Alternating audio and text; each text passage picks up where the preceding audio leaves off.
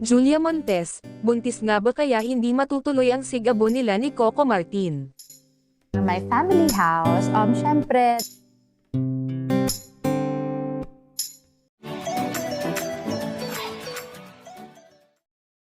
Naging malakas ang bulong-bulungan na may aberya raw na naganap sa seryeng pagbibidahan nina Julia Montes at Coco Martin.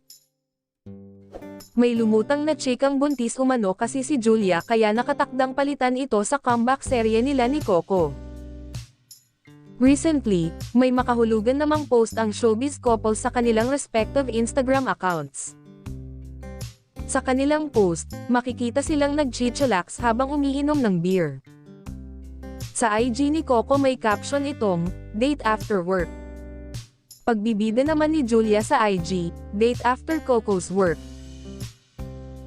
Pinagdudahang buntis si Julia Montes dahil sa hindi matuloy-tuloy na bagong serye nila ni Coco Martin na Sigabo.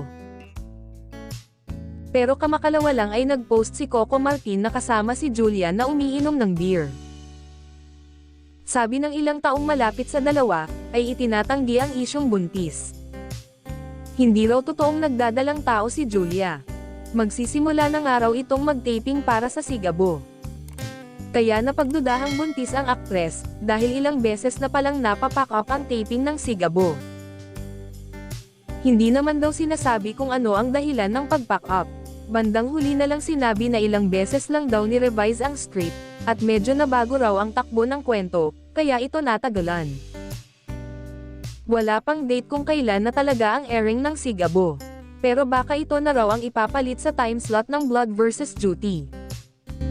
Prime time at ang prime actress may misyon. Ang hulihin ng puso mo. Abangan ang kanilang pasabog na labanan. Coco Martin, Sigabo.